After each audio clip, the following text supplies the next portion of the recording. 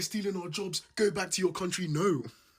We're not going anywhere, mate. This is all part of our master plan, and guess what? We haven't even scratched the surface. Doctors, lawyers, engineers, we make up majority of the bloody NHS, and you want us to go back to our country? I don't think so. Listen here, Steve. We're stealing your jobs. How about you get a fucking degree, mate? Yeah? How about you complete school? Yeah? Stop making it easy for us. The difference between me and you, Karen, other than my skin colour, of course, is that I've got a degree and experience to my name. Do you know what I mean? Whilst you have a council house and benefits to yours, you know, it doesn't really hold much in a job market. It's like stealing candy from a baby. I apply for a job, I get accepted. You apply for a job, you get rejected. I'm sure that really grinds your gears, doesn't it, Greg? And if you're still struggling to understand that, I'm sure an immigrant teacher can help you understand. We've already infiltrated your schools, mate. Now I'm seeing you lot causing chaos. Rioting across England, oh dearie me. And here's me thinking us immigrants were the aggressive ones. We were the troublemakers, but no, it's Billy from down the road. He's the real gangster, he is. You lot are burning mosques and attacking any immigrant on site. It was never about those little girls, was it? But tell you what, I've got the perfect places for you lot to protest since you have so much time on your hands due to your lack of employment because of us, not because you have a criminal record or you haven't finished school. Peckham, Lewisham, Luton, very diverse areas swarming with immigrants, and I'm sure they're willing to listen to your protest. But in the meantime, whilst you lot are busy protesting, we're going to continue getting our bachelors, masters and PhDs and continue to steal your jobs. Nah, I've got your job. Ooh, what's that? It's your job. What I wanted to say to you today is about those riots that I've been seeing. Let's call them what they are. They are riots. Stop calling them protests. Stop calling them activists. I'm tired of all the rhetoric that you're coming out with. Call it what it is. Now, in spirituality, regardless of which denomination that you ascribe to, right? They say that if you want to cast out a demon, you need to know the demon's name. You have to call the demon by its name in order to be able to cast it out and tell it to leave, right? And so the issue with Britain is that Britain does not want you to call the demon by its name. The name is white supremacy. Like every other name, we're dancing around it. We're like, oh, they're far right this, they're that. You know, it's unconscious bias. Britain is a tolerant country. What do you mean tolerant? Hi guys, welcome back to our channel. In case you're new here, my name is Maren. And I'm Maureen. Yeah, guys, in today's episode, we are going to be reacting to videos of black people in the UK finally standing up for themselves. They're coming out and they're speaking up. Yeah, before this protest began, we never used to hear so much from black people in UK or in Europe, but we used to hear a lot coming from America, specifically by black Americans who addressed some of the very many issues that go on in America. So we knew there was problems in America, but since black people in Europe, to be specifically, didn't choose to speak up as much, we didn't know so many issues that go on there, which led so many of us, I don't know how many of you guys feel the same, but it made particularly me and my sister feel like maybe, just maybe, black people in Europe maybe had it, except Italy of course, maybe had it better than the black people who are living in America. Right. But lo and behold, this protest has really brought out a lot of things that were just brewing or simmering in the surface. Right. So guys, let's watch this episode and then we come back and talk about it. Listen to what they had to tell, you know who? Palm-colored people. And they were coming out and they were speaking out for themselves, guys. Yeah, anyway, we didn't know they had it in them, but Right. they got juice, man. Let's Right. watch this and then we come back and talk about it. Consider subscribing if you have not. Let's watch. Have you ever sat down to break down the rhetoric that you use as it pertains to Britain? Britain is a tolerant country. What do you tolerate? You tolerate something you don't like. And so we're told all of the time, I don't like you, but I'm tolerating you being here. How is that a positive thing? Britain is a multicultural country. Britain is not a multicultural country. Britain is a multi-ethnic country. You have numerous ethnicities or various ethnicities that live in Britain, but Britain has one culture, one dominant culture, and that's what's being perpetuated right now. And then you've got, members of parliament who are saying things to you like, oh, this isn't the Britain, this doesn't represent Britain, this isn't the Britain I know. How did Britain come to be great? Does everybody need a history lesson?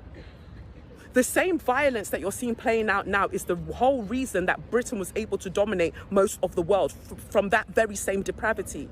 But instead of being educated as to the history and the energy that pervades this island, people don't want to talk about it. Everyone's pretending like they don't know how we got here. You feel like just because you voted in a Labour government, your work is done. Everybody get to work immediately, especially the Liberals. You lot get to work immediately because you're too busy telling us that, oh, hatred won't solve anything and you're disgusted by what you're seeing. If you're so disgusted by what you're seeing, go and tell your granddads, your uncles and your fathers and your brothers to stop the behaviour. that they need to group up and attack people. And then there are the people who want to lie to themselves and be like, oh, this is a problem that's just happening up north. Are you forgetting Stephen Lawrence? Are you forgetting the boy, the other, where was that? The young black boy that was just slain with a sword the other week. And instead of the papers writing about it accurately, they started calling him Sword Boy, as if he was the one that was carrying the sword, and it wasn't the fact that he was attacked by a white racist. Then think about the white racist that went and burned that mother and her 2 daughters, was it, in their home? And police were saying that they didn't know why he would have done such a thing, even though he literally wrote on his page all of this fascist rhetoric. We have to start calling the demon by its name. I'm so tired of hearing all of this stuff about Britain is not a racist country. Britain is not a racist country. Britain built its identity on racism. And if you want to send this to your unwashed, unseasoned souls that you know, that will watch this and they'll be like, oh, you black monkey, stop talking, you black monkey. Let me tell you something. Migrants are not the reason that you are in the position that you are in. It's not. You're being lied to. The reason that your life is so discombobulated, the reason that your life is so jaga is because you have a family that believe that they are born to rule over you. That is the issue. You have a family that they believe they're born to rule over you, and they take the majority of your money to have all of their palaces while you're sitting there having to starve and put cheese, 1 piece of cheese in 2 slices of bread.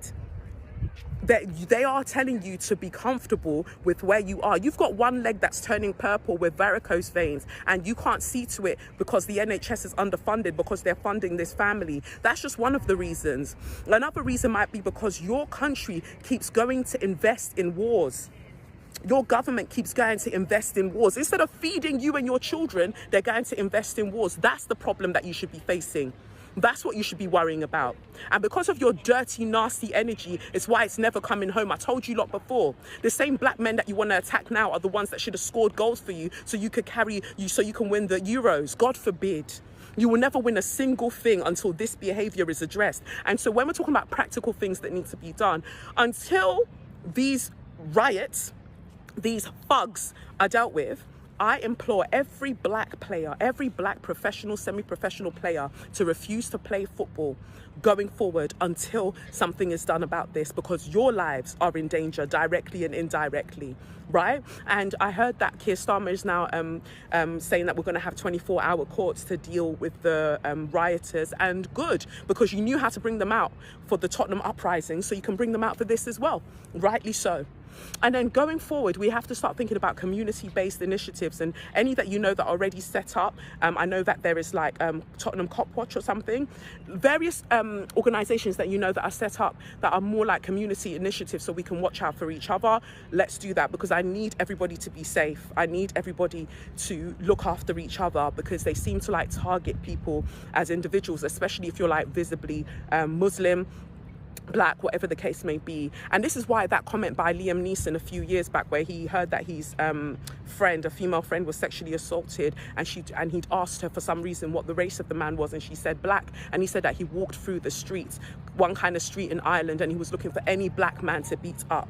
And I said that was a problem back then, but a black man, John Barnes, said, oh no, he commends Liam Neeson for his honesty. Black men, let black people across the board, let's start behaving. Young black boys that you lot are out there trying to do shanky with your swords, now you're seeing that the enemy is not each other. I'm not saying you should go and use those things for other people, absolutely not, but I'm asking you to realize that your lives are already in danger outside of yourselves. So the last thing you should be doing is turning in on yourselves, quite literally and figuratively. We need to start having community initiatives where you can check in with each other and move together as a group. And I also need to remind you, you unwashed and unseasoned people that I was talking about before, that remember the last time that it wasn't one of us and then a group of you, when it was group on group. What happened? One of you lot got licked down, and it was Patrick Hutchinson that had to carry you on his shoulder to get you out of the trouble you found yourself in. Patrick Hutchinson is not coming to save you this time. He's not coming to save you this time. So mind out before you rascal find out, yeah?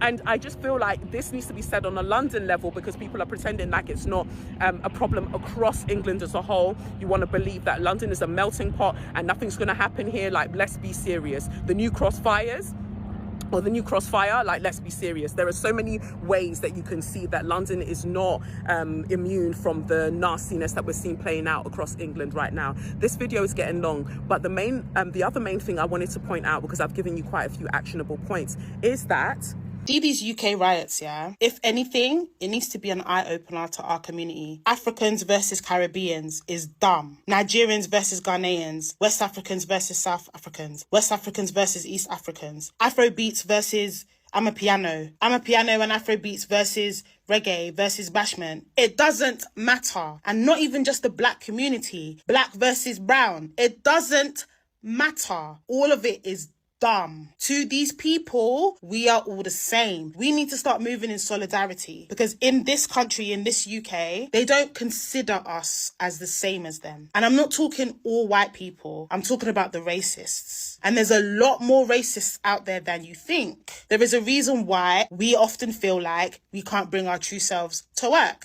There's a reason why whenever we talk about racism, it's problems. There's a reason why just the other day, we had to celebrate the fact that an all-black dark-skinned couple just won Love Island after 12 series? It's in our face all the time. So all these stupid conversations that we have are too inconsequential. So let's wrap it up because it looks stupid.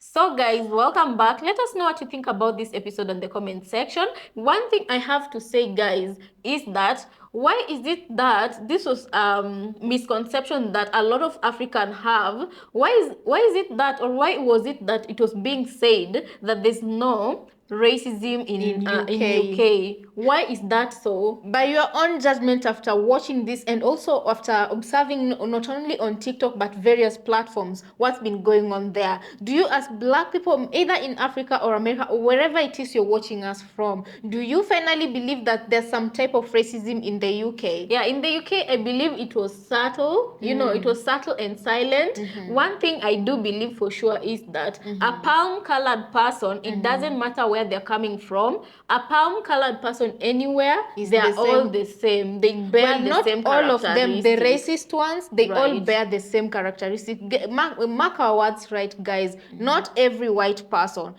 just the racist supreme affected people. Right, and let's just say, in the UK, they're tired of pretending, you know, because they've been pretending to be good. Well, they haven't been pretending, just as the white people have been, what is this called? Tolerating them. The black people have been enduring the white people. I don't know if that is the correct way to put it. That makes sense. You see, they've been enduring these white people. So palm-colored people have been tolerating them, and black people have been enduring. Guys, let us know what you think about this. I feel like it's very interesting. And another thing, every black person in UK says that I felt like I took notice of. Every single one of them came out and say, this job that you like yapping about, that we've taken jobs from you, what exactly what? And the person, you know, the interesting part of it is that the loudest mouth that says they've taken our job, let's just say a doctor. Guys, it's not a sin to say a lot of white people in UK are stupid and have not gone to school. The majority of them drop out. Are school dropouts. Actually, the ones that were being interviewed. And Maren, you know, I found it so interesting that through this, the black people in UK coming out to speak, I feel like a lot of people in UK, black people, they're very hardworking and clever. You know? They're very, very clever and hardworking. Right. There was this reality show we were watching, and I don't know if it's the liberal, that freedom they give their children. You know, when you're raising a child, you also have to be strict in showing them the way. So there's these reality shows that come out of UK that show kids going to school, and these kids don't even listen to their teachers. You understand? Right. Children can talk to their teachers anyhowly, and there was that one that was showing world's trickiest parents. Kids drop out of school, they start drinking early, In UK, They- kids start even smoking at as early as 12. I was Right. shocked. Right, I'm so not they saying get that there are into- there are no such incidences here in Kenya, but they're very rare. Very, and a lot very of rare. dropouts, not because they lack school fees or Huh? they had a lot Oh, of in dropouts UK? in UK. So those are the same very kind of people who are coming and talking about black They're people taking taking their our jobs. They're doing this. They're doing that.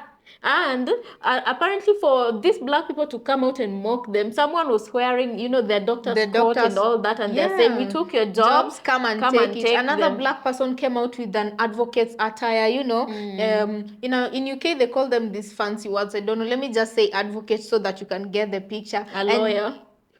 No, lawyers and advocates are different. Okay. So, she was just wearing that beautiful uniform, and then she's saying, we took your jobs, come and get it. So black people are They're really clapping mocking. back, Yeah, right? they're really mocking these white people. And you guys, okay, let me also ask another question, yeah? These people who are saying black people are taking their jobs, there's also the other side of it, where black people, they're the caregivers in UK. A lot of majority of them, black people and colored people, are caregivers in UK. There are others who And do these this. very same jobs of caregiving, white people don't want to do them. They say, I don't want to go and wipe somebody's. That is how they speak. I don't want to go and So wipe you somebody's. guys, somebody gave a solution and said only that like practically and realistically people have built a lot for them to just up and go. Yeah. But they were like saying, if this continues, what if all black people agree? If you came from Jamaica, go back to Jamaica, build And you don't Jamaica. only go to Jamaica, you go back with the artifacts that were stolen from Jamaica and the skills you've learned from anywhere in Europe, like maybe say UK. You go back with those things in Jamaica. The African settlers who came there from Nigeria, go back and build Nigeria to be great. And you take your artifacts from the museum, the England Museum, and go with them. After everybody finishes going back to where they're from, what will UK be left with? Will they be taking up those toilet cleaning jobs is what they were asking. And will it even be there exactly. in the first place? They'll be left to roll in their own. Yeah, Yes. you get it, right? In their own poop and models of poop. Yeah, you get the picture. Right. Because even before colonization, they were rolling in poop.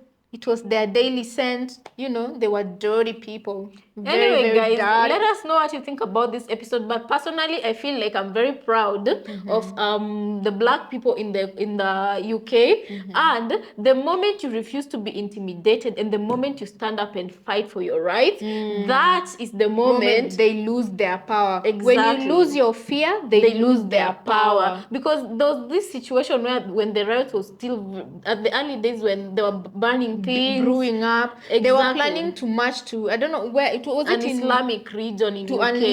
An Islamic region ban in UK. that mosque, right? Do you know what these Muslims did? They went, stood and outside. I love their unity, by the I way. love it. Black people, please, guys, just sit Learn down. to check up on each other. Learn to check up on create each other. a community. Be there for each other. Yeah. These Muslim brothers, they all came out to the street, and they were waiting. They were waiting for this white, never showed up. people. And only, I don't know if it's just two of them showed up and went back to where they were coming from. Cause that just goes to show how these people are very good at inventing peddling chaos fear. and peddling fear, but themselves, they're not courageous. They just move as a group, but they're very, very fearful, these people.